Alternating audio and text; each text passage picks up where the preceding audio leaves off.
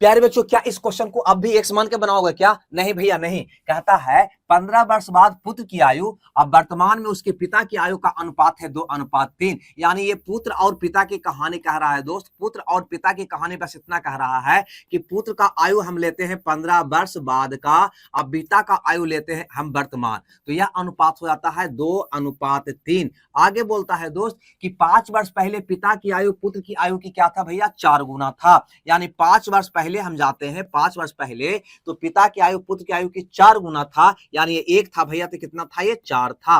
बस आपका क्वेश्चन बन गया है ना। यहाँ पे फासला अगर तुम निकालोगे तो क्वेश्चन मजे में बन जाएगा।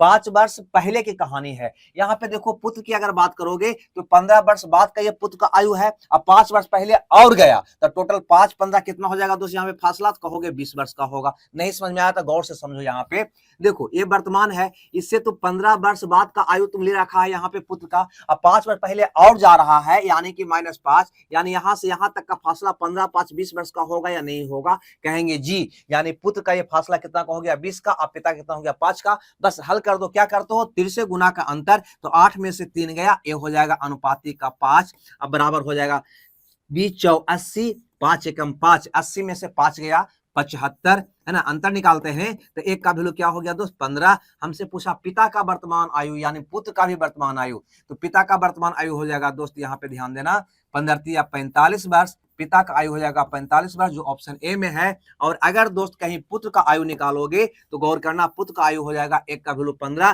तो 2 का वैल्यू 15 दूनी 30 वर्ष। लेकिन ये कब का होगा? तो 15 वर्ष बाद का होगा। आज का निकालोगे तो 15 और माइनस करना होगा, यानी 15 वर्ष हो जाएगा, यानी ए वाला। हमें लगता है ये बात आप समझ गए होंगे। अगर वीडियो बढ़िया लगता है तो लाइक शेयर करना भूलिए। Okay, bye bye.